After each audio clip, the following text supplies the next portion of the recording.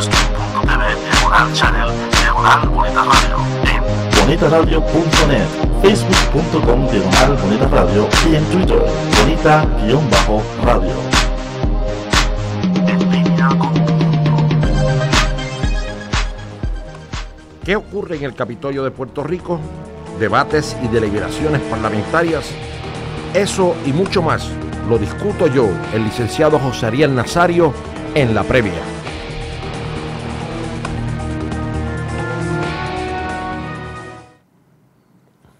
Buenas tardes, amigas y amigos de todo Puerto Rico y del planeta entero. Bienvenidos otra vez más a su segmento, La Previa, en la programación de Bonita Radio. Somos Bonita Radio en Puerto Rico y en el mundo entero. Les habla José Ariel Nazario, dándole las bienvenidas a otro programa más de La Previa, un programa dedicado al análisis del quehacer legislativo principalmente y a la discusión general de los problemas que enfrenta Puerto Rico hoy en el siglo XXI. Queremos recordarle a todos que Bonita Radio se transmite a través de www.bonitaradio.net y que también nos pueden seguirnos en www.ustream.tv, Diagonal Channel, Diagonal Bonita Radio. Recordándoles que estamos también en facebook.com, Diagonal Bonita Radio, y en Twitter, Bonita_Radio. Amigas y amigos, hoy es el día 10 de abril de 2013. El miércoles pasado, que estuvimos un rato hablando un poco sobre el problema que planteaba Puerto Rico en aquel momento, que era el problema relacionado con la legislación del sistema de retiro.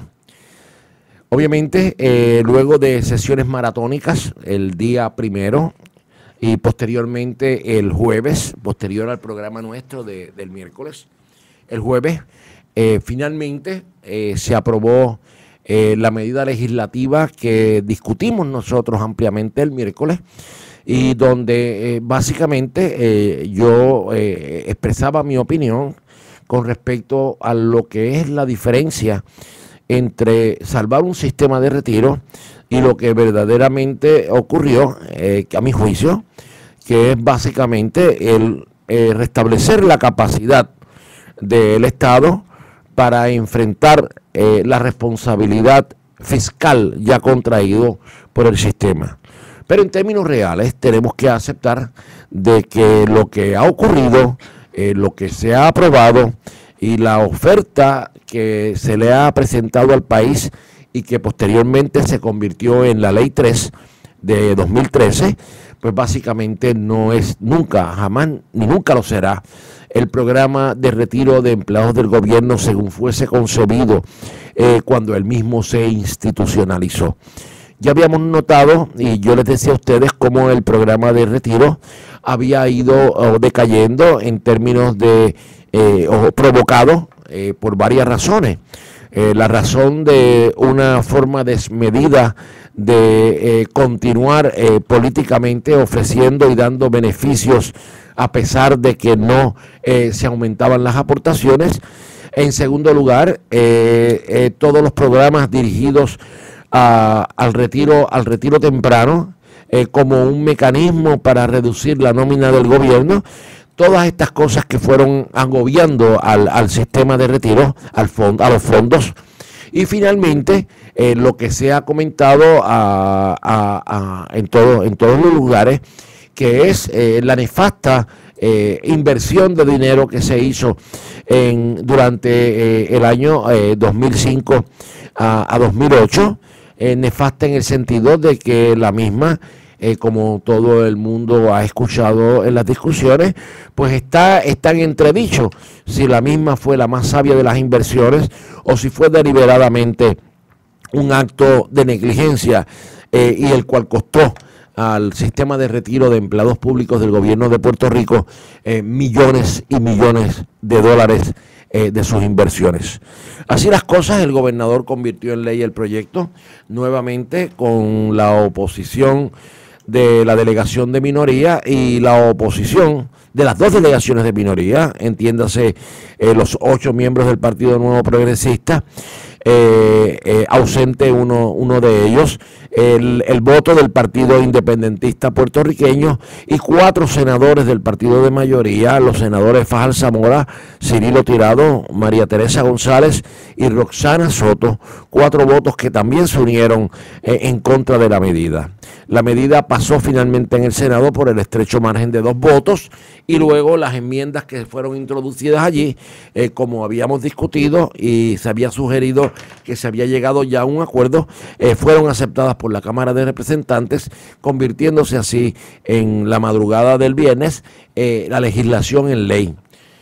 Ya terminado la primera parte de esta discusión, ahora vamos a entrar en los próximos días a la segunda parte de la discusión. Y esta segunda parte está relacionada con las medidas impositivas, o sea, los nuevos arbitrios que se están sugiriendo con el propósito de recoger los fondos para poder enfrentar lo que se ha dicho que es ya en definitiva el total de la deuda del sistema, y esos dineros irán dirigidos a poder implantar los pagos correspondientes, hacer los pagos correspondientes y poder enfrentar las obligaciones ya contraídas. Obligaciones del futuro, pues ya la ley se encargó de las mismas y el sistema entonces ya se convierte en lo que podríamos llamar un sistema de cuentas de ahorro, sin mucha más redundancia o sino ninguna posibilidad de poder aumentar los beneficios que recibían los jubilados puertorriqueños del sistema. Todo esto se da en un ambiente de muchísima protesta. Los sindicatos, las organizaciones de empleados y las organizaciones de jubilados han expresado su oposición a la medida y la mantuvieron en todo momento. Y todavía al día de hoy se siguen planificando manifestaciones y expresiones de repudio a la aprobación de la misma. Así que en ese sentido, amigas y amigos, se ha cerrado parcialmente, se ha cerrado un capítulo que muchas personas y muchos analistas han considerado que a pesar de la realidad que enfrenta la legislación, y cuando digo realidad que enfrenta, es la realización por parte del gobierno de que hay una grave situación de crisis fiscal, pues se soluciona en parte, pues la secuela a todo ese esfuerzo la vamos a ver y se podrá ver de 2 maneras. La primera teoría es de que algunos consideran que las medidas impositivas que se han aprobado y que vienen de la Cámara y ya corrieron al Senado, son medidas impositivas que pueden verse desde la perspectiva de única y exclusivamente el sistema de retiro de empleados. Es decir, la teoría de algunos de que no hay nada más que discutir y que se deben aprobar las medidas impositivas, los nuevos arbitrios, con el propósito de dirigir o de recoger todos esos fondos y poderlos pasar a atajar, a enfrentar la crisis del sistema de retiro. Pero también está la segunda teoría, y es la teoría de algunos que consideran que el problema fiscal de Puerto Rico debe verse desde un punto de vista integrado, es decir, que debemos tener un cuadro real, fáctico, de cuál es el ámbito de la deuda puertorriqueña, cuál es el ámbito de la crisis y hasta dónde llega la necesidad del gobierno, qué más falta que el gobierno haga para poder estabilizar la economía puertorriqueña. En ese sentido, ese grupo de personas, que es un grupo sustancial y particularmente concentrado en el Senado de Puerto Rico, entre los miembros del Senado, que es una delegación muy interesante, como yo he discutido con ustedes antes, pues la opinión de este grupo de legisladores es a los efectos de que se debe esperar, antes de aprobar cualquier medida impositiva, se debe esperar a que el gobernador de Puerto Rico presente su mensaje a la Asamblea Legislativa y que en ese sentido se inicien las vistas de consideración de la resolución del presupuesto para poder tener una idea clara y precisa de la dimensión, el ámbito de la deuda, y de esa manera entonces poder enfrentar o poder desarrollar una estrategia de medidas impositivas que sirva para conjurar todos los aspectos, todos los renglones de la crisis fiscal o todos los renglones que componen la deuda inmediata y la necesidad inmediata que tiene el Estado de poder advenir unos fondos adicionales para poder enfrentar sus obligaciones. Aquí hay un punto muy interesante que todo el mundo debe tener consciente. Debemos recordar que la Constitución de Puerto Rico establece unas prioridades en cuanto al pago de las obligaciones en casos de necesidad económica. Y caso de necesidad económica también incluye aquellas circunstancias en las cuales no se podrían poner de acuerdo los cuerpos legislativos y no se aprobaría a tiempo antes de que comience el nuevo año fiscal, que es julio 1, no se llegase a aprobar una resolución de presupuesto que cumpliera con todas las expectativas del gobierno. En dicho caso, nuestra Constitución ha sido muy clara, que ha dicho que cuáles son las prioridades que se establecen en caso de unos problemas de crisis económica en Puerto Rico. Y la prioridad que se establece es, en primer lugar, la deuda. La deuda de Puerto Rico en los mercados internacionales tiene una prioridad en cuanto a la asignación de disponibilidad de fondos. Antes que nada, hay que pagar la deuda. Obviamente, esta es una posición constitucional que merece todo el respeto, porque fue una decisión inicial de los puertorriqueños de que íbamos a trabajar conforme a nuestros ingresos y en un justo balance de las prioridades del contrato social, y a su vez entonces una base para poder hacer la distribución, la mejor distribución de los ingresos para cada uno de estos programas esenciales. Obviamente ello implica corte de grasa en el gobierno, ello implica una reducción de costos, ello implica todo un ejercicio que este segundo grupo de legisladores considera que tiene que realizarse, que llevarse a cabo antes de tan siquiera comenzar a hablar o a comenzar a decir nada con respecto a cuánto, cuáles y cómo se van a implantar las diferentes medidas para advenir los fondos necesarios. Así que este capítulo, amigas y amigos de todo Puerto Rico y del mundo entero, no ha terminado. Terminó una primera fase, pero ya todos ustedes saben que esto no ha terminado, que tenemos por delante la parte más difícil, que es la segunda parte más difícil, que es aquella parte que ya no tiene que ver con los beneficios de los jubilados, sino que tiene que ver con el bolsillo de la ciudadanía y del contribuyente en general. Y eso es, pues, por ejemplo, se están anunciando imposiciones de nuevos arbitrios a lo que llaman megatiendas, pero que es un poco erróneo el concepto, porque en realidad la medida va dirigida a la reglamentación e imposición de arbitrios, a algo más que las meras megatiendas, ¿no? Y está íntimamente relacionado con los inventarios que puedan tener detallistas o distribuidores mayoristas. Y en segundo lugar, el cigarrillo, hay propuestas para aumentar, ya aprobadas, para aumentar el precio en la cajetilla de cigarrillos.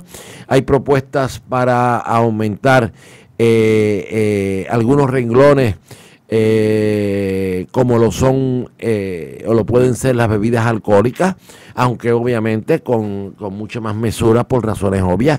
Somos un país productor, y como país productor no queremos encarecer el precio para poder competir internacionalmente y competir localmente, ¿no? Así que vamos a estar muy pendientes, y vamos nosotros a ser testigos en los próximos días, y yo me atrevería a decir que en el próximo mes vamos a ver cómo se desenvuelve el trato que se le va a dar a todas estas medidas impositivas que ya fueron aprobadas en la Cámara de Representantes, gran parte de ellas, y que están en el Senado esperando acción por parte del cuerpo hermano. Nosotros consideramos, como lo señalamos, de que en estos momentos no hay el ambiente en el Senado de Puerto Rico de comenzar a aprobar las medidas que ha aprobado la Cámara de Representantes hasta tanto no se logre recibir o no se haya recibido en su totalidad el mensaje del gobernador que pudiese entonces darle la oportunidad a los legisladores de poder ver un cuadro más integrado sobre la situación fiscal del país. ¿Cuándo es el mensaje? ¿Cuándo deja de ser el mensaje? Algunas personas especulaban que ese mensaje debió haber sido la semana pasada. Perdón, al día de hoy no tenemos idea cuándo va a llegar el mensaje del gobernador, aunque en términos de principios y de costumbres ya está cerca de un mes atrasado desde el momento en que debió de haberse recibido dicho mensaje. A tales efectos se enmendó la ley para que no incurra en violaciones de ley y así concediéndole tiempo adicional al gobernador para poder presentar su programa. Voy enseguida con ustedes, tan pronto regresemos de esta breve pausa. Ve y escucha el Combo Familiar por bonitasradio.net todos los miércoles de 1 a 2 de la tarde. Porque yo escucho Bonita Radio. ¿Y tú qué escuchas? Los protagonistas de las artes de la representación y los medios audiovisuales tienen su espacio en Ecos e Íconos. Conoce a los artistas que han trascendido el tiempo a través de sus aportaciones artísticas. Descubre a los nuevos exponentes de la escena en el teatro, la danza, el cine, la radio, el videoarte, la televisión y la web. Ecos e Íconos, sábados a las 3 de la tarde por Bonita Radio, en línea con tu mundo.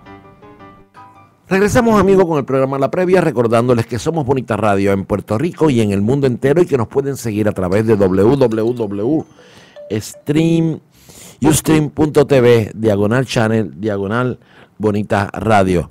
Recordándoles que estamos también en www.bonitaradio.net, en facebook.com/Bonita Radio y en Twitter Bonita_Radio. Así que, amigas y amigos, nos pueden seguir en nuestra programación. ¿Y qué tenemos esta semana?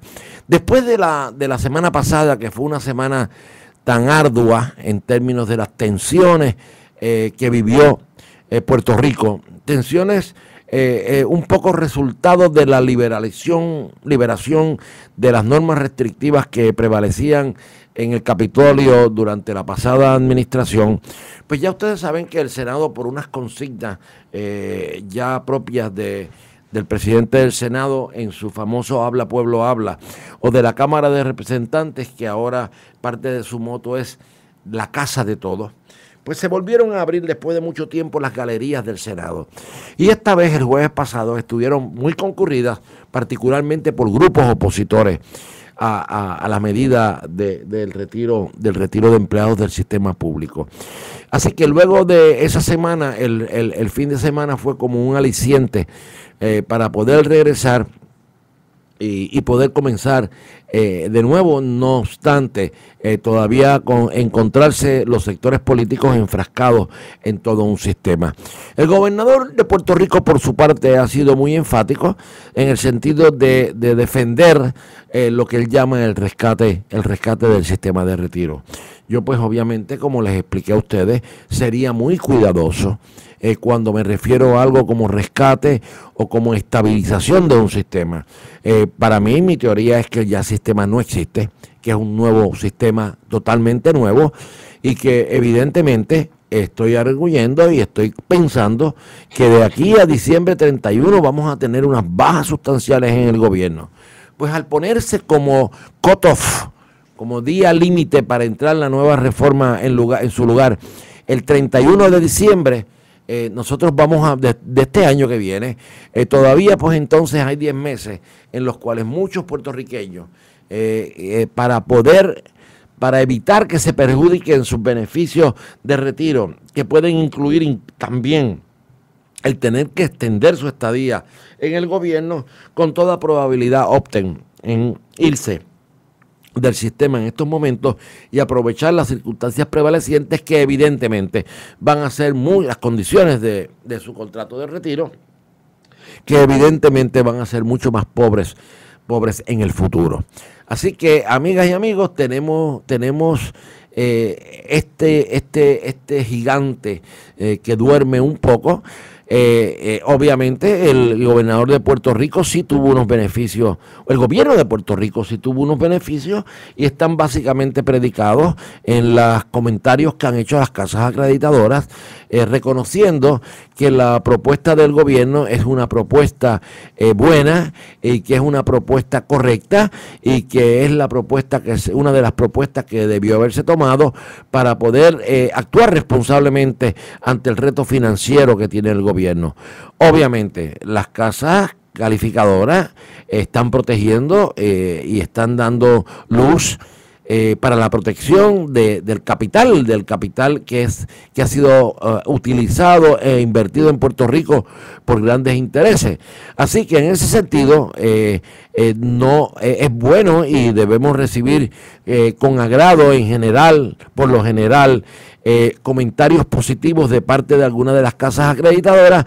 Sin embargo, en términos sustantivos, en términos del bienestar y la calidad de vida del ciudadano común, pues ello no es necesariamente así.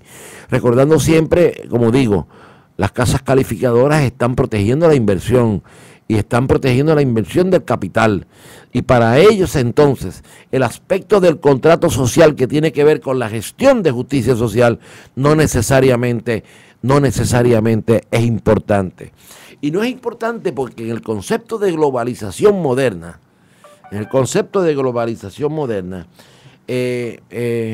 estamos viendo, o se presume, que el propósito no es otro sino el de liberar barreras que van a permitir un intercambio mayor en el mundo de los negocios entre los países. Sin embargo, en el caso de Puerto Rico, ello no necesariamente es algo positivo. Y no es algo positivo porque en realidad Puerto Rico está sujeto a otras restricciones que no le permiten entrar a esa libre competencia que presume la globalización y que le permitiría a Puerto Rico acogerse a beneficios de carácter internacional y de poder abrir sus mercados a otros países sin tener que pasar por el sedado de cuotas o de otros compromisos que los Estados Unidos de América ha suscrito con países en el hemisferio y en otras partes del mundo que en realidad van en contra de los mejores intereses de Puerto Rico. Y van en contra de los mejores intereses de Puerto Rico porque levantan toda una serie de restricciones que permite a estos países productores cuya producción aumenta sin necesidad de tener que valorar o tomar en consideración unas condiciones de empleo, de salud ocupacional y otras que exige la legislación americana, pues entonces se abre esa oportunidad de mercados para aquellos que no siguen la norma, mientras que nosotros estamos amarrados por una y mil razones, incluyendo obviamente la imposición o el sometimiento a que está Puerto Rico a las leyes de cabotaje, que definitivamente, como el propio GAO, el General Accounting Office, lo estableció en su estudio reciente, son elementos que se mantienen y están ahí para favorecer una industria en los Estados Unidos, a pesar de que ello representa o ha sido un obstáculo para Puerto Rico poder potenciarse y maximizar su capacidad de negocio. Así pues, amigas y amigos de todo Puerto Rico, estamos entonces ante el próximo paso importante, que es hasta cuándo o hasta dónde Puerto Rico va a renunciar, a renegar el contrato social que tienen los puertorriqueños con todas las premisas que están incluidas en la Carta de Derechos y todas las doctrinas sobre las cuales se construyó el sistema. ¿Hasta dónde puede llegar entonces el gobierno en rechazar su gestión en el contrato social? a cambio de poder estabilizar unas finanzas que solamente van a ir dirigidas a poder asegurar y garantizar el ingreso en el bolsillo del inversionista. Eso es el gran reto que tiene el país y ese es el gran reto que vamos a ver nosotros durante las próximas vistas, cuando comiencen las vistas de presupuesto. Estamos en abril, en realidad nos quedan nada más que los 60 días y unos pocos más para poder hablar de aprobar una resolución de presupuesto. En estos momentos no hay mensaje, en estos momentos no hay propuesta presupuestaria, en este momento no se han iniciado vistas públicas de clase alguna para considerar las peticiones que formulará el Ejecutivo para la administración del gobierno y la implantación y no solo la implantación, sino el mantenimiento de aquellas políticas públicas que son fundamentales al contrato social. Eso no lo sabemos. Por lo tanto, yo, José Ariel Nazario, diría que la bandera roja todavía está flotando a todo dar en lo que se refiere al futuro inmediato económico del país. No hemos salido de crisis alguna. Mi opinión es que todavía no conocemos ni tan siquiera la dimensión total, el ámbito amplio, detallado del problema fiscal de Puerto Rico. Así, mis amigas y mis amigos, que obviamente queda mucho por ver, queda mucho por hacerse y obviamente cuando existe tal tipo de variable que puede cambiar las cosas o que puede cambiar la perspectiva de una política económica, pues debemos decir que todavía persiste la situación o el calificativo de crisis en la economía puertorriqueña sin ninguna salida inmediata del atolladero. Ahora bien, el gobernador de Puerto Rico no está en Puerto Rico, está en Brasil.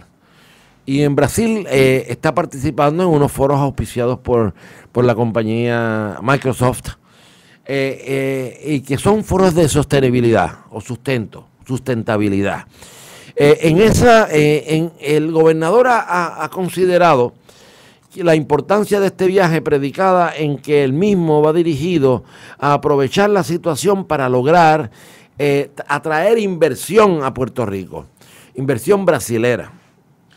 Y yo me pregunto si esa inversión, si Puerto Rico resulta ser atractivo para esa inversión, tomando en consideración la situación político-legal de Puerto Rico. O sea, ausente Puerto Rico de poder desarrollar unas estrategias económicas de liberación de obligaciones, de atención al alto costo de la energía, de corrección en cuanto al régimen que existe en la transportación marítima entre Puerto Rico y los Estados Unidos y de otras partes del mundo hacia Puerto Rico.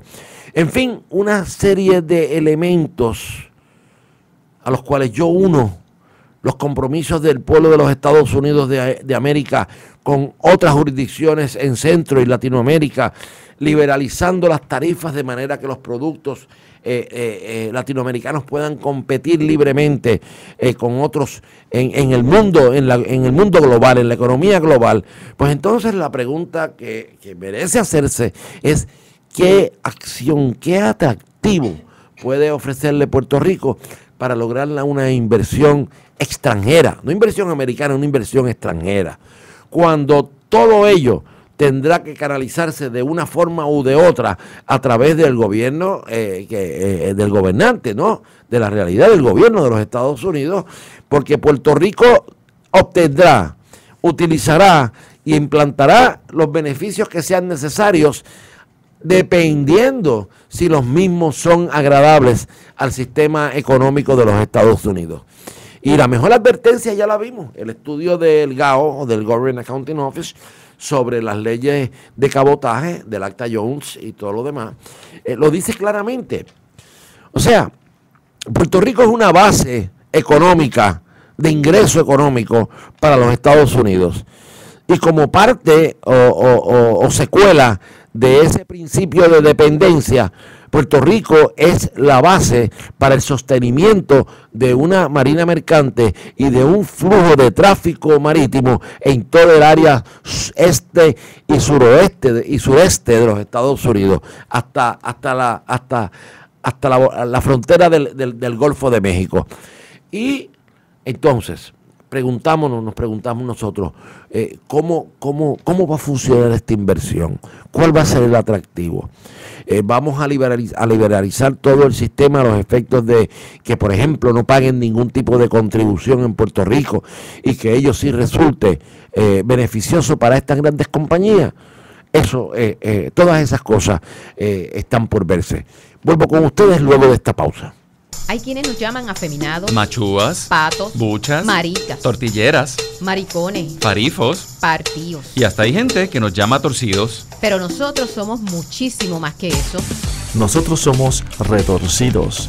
Escucha las voces de todos y todas los miércoles a las 8 de la noche por Bonita Radio. Sinestesia, un espacio dedicado al cine, moderado por Chemi González, Eyeri Cruz y un grupo de colaboradores entusiastas del séptimo arte. Sinestesia explora diferentes puntos de vista de películas independientes, comerciales, nacionales, internacionales, documentales, ficciones, animaciones y de todo índole. Descubre un cine que se nos presenta como estímulo los jueves a las 4 de la tarde por Bonita Radio, en línea con tu mundo. Amigas y amigos, y vamos a cambiar el tema brevemente durante este último segmento. Hoy vamos a tener 3 segmentos por compromisos que tenemos. Y quiero hablar un poco, aunque estoy seguro que ya otros compañeros y otros analistas han estado hablando en Puerto Rico sobre la encuesta que publica el periódico de mayor circulación del país, El Nuevo Día. Y esta es una encuesta un poco compleja, ¿no? Y yo digo que es compleja porque las preguntas no son preguntas sencillas. Y si no son sencillas las preguntas, es que en ocasiones la base de las preguntas también no es fuerte, no es buena. Por alguna razón, el término de los 100 días de gobernación, de los primeros 100 días de gobernación, se ha convertido en cierto ícono, ¿no?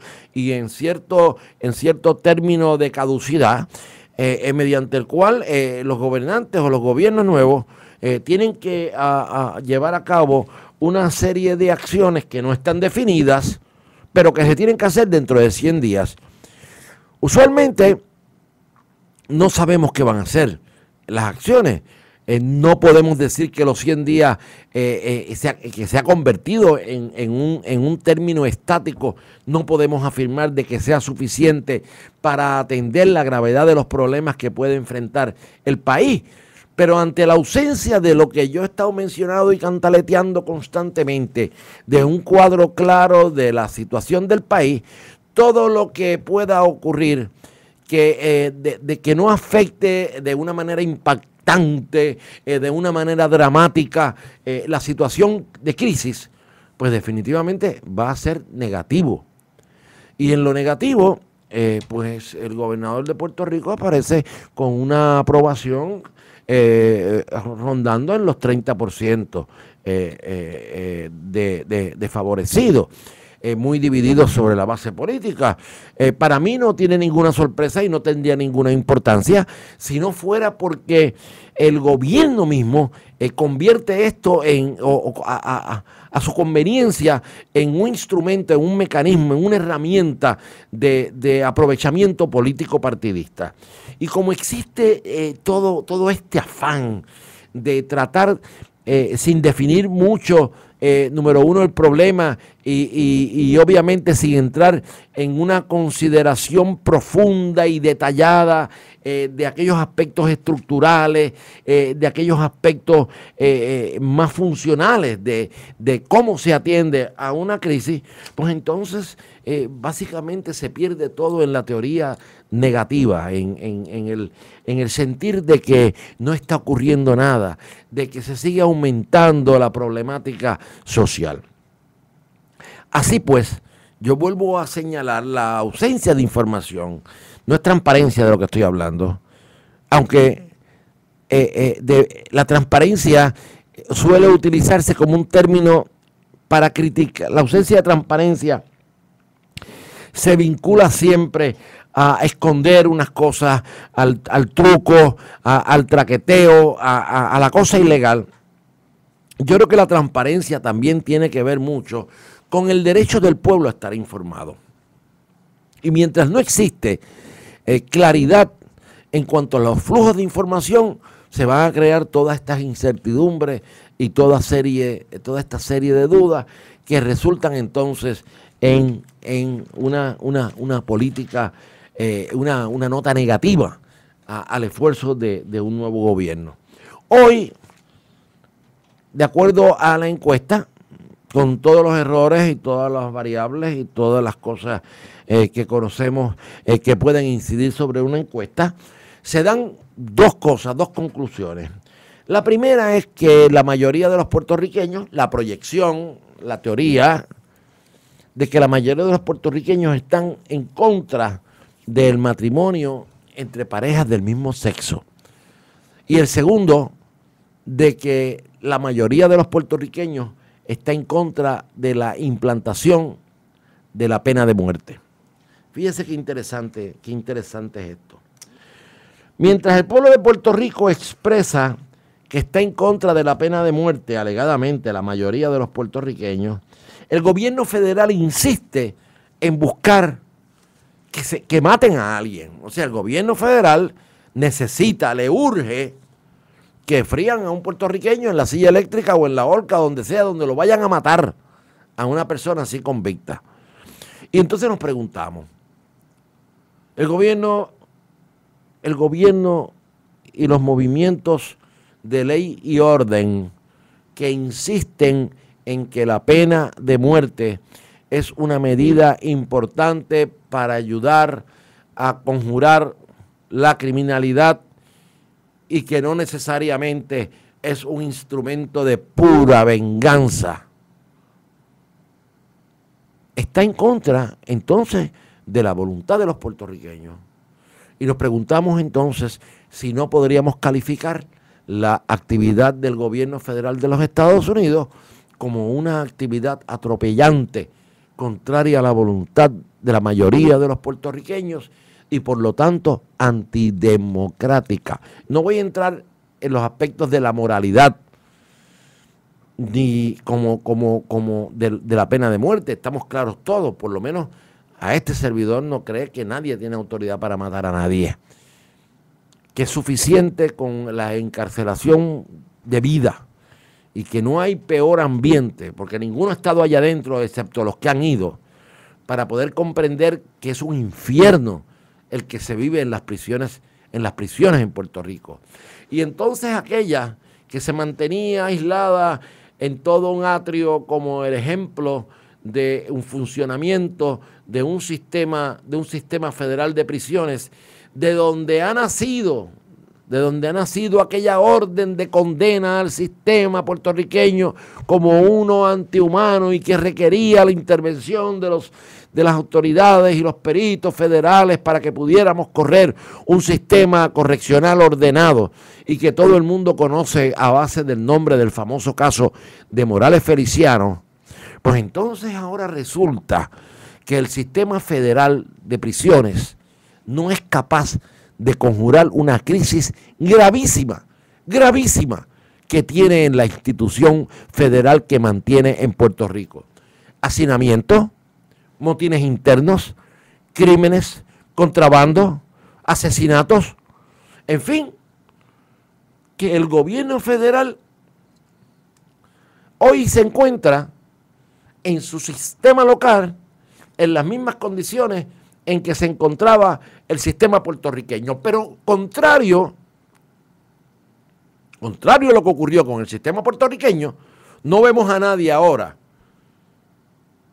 corriendo al Tribunal Federal a requerirle a un juez federal de que intervenga y que de una manera interdictal le ordene al gobierno de los Estados Unidos y a su buró de prisiones a que resuelva un problema que tiene en el Centro Federal de Detención de Guaynabo. ¿Dónde están ¿Dónde están los que defendían, los que insistían en la reforma carcelaria y que le costó y le ha costado al pueblo de Puerto Rico decenas y decenas y decenas de millones de dólares en multa? ¿Dónde están esos que ahora no recurren al foro judicial federal para que tome unas medidas correctivas en su centro de detención en Guaynabo? ¿Por qué el doble estándar? ¿Por qué? Y eso pone en entredicho la buena voluntad y la buena fe de toda esa alegada reforma carcelaria tan importante, que tanto se ha trabajado, que tanto aspiramos, porque nosotros los puertorriqueños creemos en la rehabilitación del convicto. ¿Dónde está entonces la misma vara? ¿Por qué no se autoimponen multas ellos mismos para poder solucionar su problema? ¿Por qué mañana no construyen una nueva cárcel? ¿Por qué mañana no construyen un nuevo hospital forense como obligaron a los puertorriqueños, al gobierno de Puerto Rico en otras ocasiones, a incurrir en tales gastos? Justificación para cumplir con los requerimientos constitucionales. ¿Por qué a nosotros nos aplican el estándar constitucional y no se lo aplican ellos también? Y entonces podríamos decir que todo el movimiento gubernamental federal a favor de la pena de muerte es una bofetada al principio mayoritario de los puertorriqueños que no creen en la pena de muerte. Y entonces, del otro lado, nos dice la misma encuesta de hoy y toma el importante tema del matrimonio entre parejas del mismo sexo. Y yo le pregunto entonces, si la mayoría de los puertorriqueños está en contra de eso, ¿quiere decir que se justifica, que se entiende y que debe prevalecer condiciones desiguales para parejas del mismo sexo?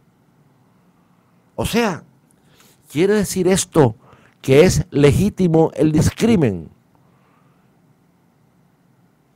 ¿Quiere decir eso que no tenemos que salvaguardar el derecho a la intimidad reconocido en nuestra Constitución mucho antes que lo reconociera en la de los Estados Unidos vía interpretación judicial en Roe versus Wade? Mientras que en Puerto Rico desde 1952 lo incorporamos en nuestra Constitución. Y planteo esto porque ahora mismo está ante el Supremo de los Estados Unidos el asunto, la pregunta de si es inconstitucional prohibir el matrimonio entre parejas del mismo sexo. Hoy, por ejemplo, en Puerto Rico, una legisladora ha dicho que la pedofilia es una preferencia sexual. Obviamente, dirigido el comentario a ofender a la comunidad homosexual, lésbica y de otra naturaleza que en estos momentos está exigiendo que se respete la preferencia sexual y que la misma no sea objeto para justificar el discrimen en el ambiente de trabajo. Y yo les voy a preguntar a los amigos, aunque esto es una mera posibilidad, como también puede ser la posibilidad de que el Supremo de los Estados Unidos diga que es un asunto que le corresponde a los estados decidir.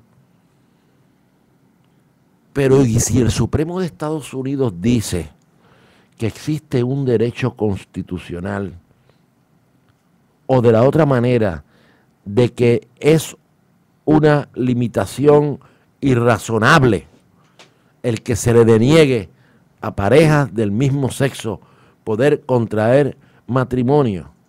Y si el Supremo dice que no es aceptable y que es violenta a los principios constitucionales fundamentales de la República de los Estados Unidos de América, el prohibir tal prohibición, ¿qué vamos a decir en Puerto Rico? Que porque la mayoría de los puertorriqueños dice en una encuesta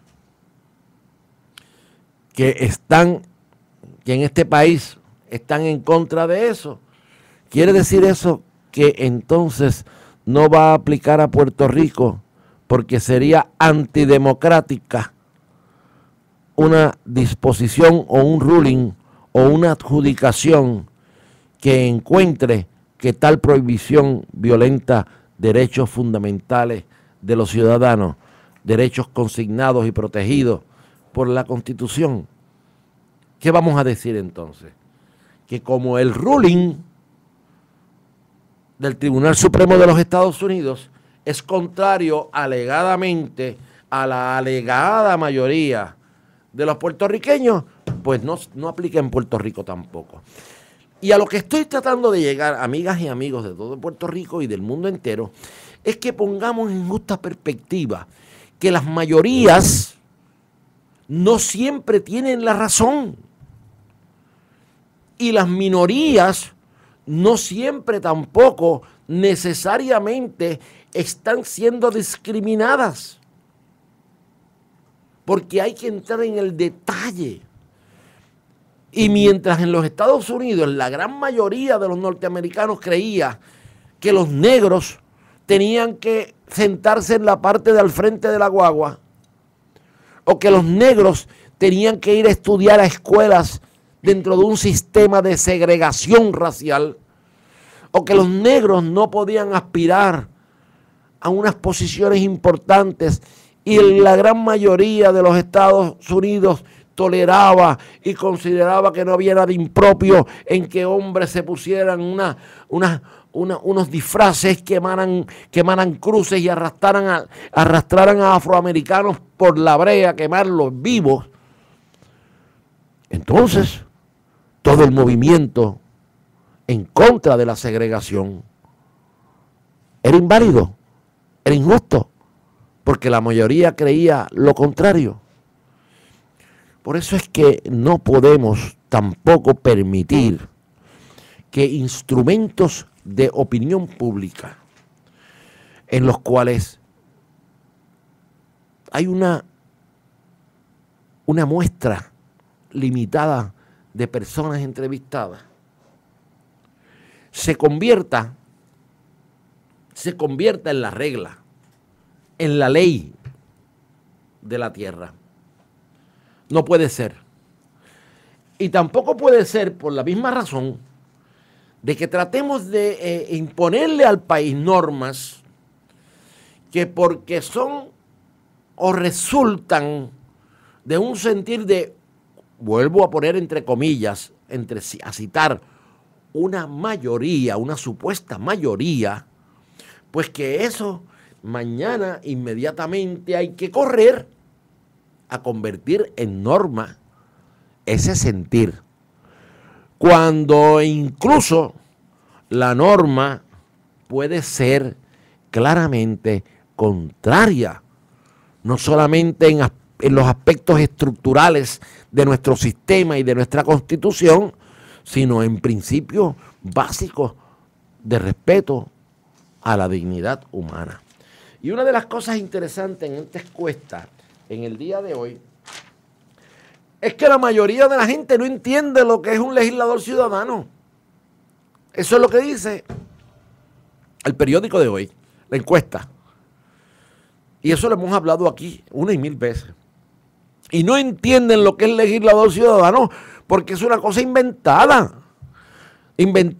o utilizada como un término bonito, un término novel, que no define nada y que para empezar no toma en consideración al formularse la conceptualización de las ramas de gobierno y la forma y manera en que se estructura un gobierno republicano con 3 ramas de gobiernos iguales, todas sometidas únicamente a la soberanía del pueblo de Puerto Rico. Y ahí es que vamos. El proceso de formular normas, el proceso de atender crisis, no puede estar circunscrito a términos que no tienen ninguna base jurídica, que no tienen ninguna base de razón y que básicamente son íconos publicitarios. O sea, vamos a presumir de que le hubiesen dado 100 días a la ciencia para poder encontrar la forma y manera de poder atender la poliomielitis. O si le vamos a dar 100 días a la ciencia para poder conseguir aquella medicación, aquella terapia que puede prolongar la vida y que impide que nuestra gente se muera a consecuencia del síndrome de inmunodeficiencia, el SIDA. ¿Cómo le vamos a poner entonces nosotros términos y a regir nuestra vida y a sentirnos mañana de que todo se acabó? Porque en 100 días no se ha podido proveer una norma, una estrategia para atender a todos los problemas del país y tan siquiera todavía no sabemos cuáles son todos los problemas del país. Y en ese sentido, ahí es donde yo quiero llegar. Donde quiero invitar a todos mis amigos, a los que nos escuchan en Bonita Radio, en Puerto Rico y en el mundo entero, a que veamos lo absurdo, en lo absurdo que podemos caer cuando permitimos una manipulación poco científica o una manipulación que no necesariamente está enmarcada en todos los elementos que deben considerarse cuando determinamos lo que es una buena política pública o lo que es una mala política pública. El sentir, la expresión, la libertad de expresión de los individuos, que básicamente lo que estamos viendo en esto, la libertad de expresión no necesariamente implica que el mensaje tiene que convertirse mañana. Primeramente, es importante no confundir o pensar que algo como esto tiene que convertirse en norma inmediatamente porque alguien sugiere que el pueblo de Puerto Rico en su gran mayoría rechazó tal cosa. Conclusión que básicamente es a base de unas teorías y unas proyecciones y unas variables que pueden tener 1000 diversificaciones o 1000 incongruencias. Y en segundo lugar, que siempre tengamos presente que tan mala es la dictadura de una minoría como pueden existir dictaduras de una mayoría. Amigos, volvemos con ustedes el próximo miércoles. Gracias por estar conmigo esta tarde. Hay muchísimo movimiento en el Capitolio, hay muchos secretarios de gobierno que están siendo, hoy mismo estaban entrevistando al presidente, el presidente designado de la Junta de Planificación.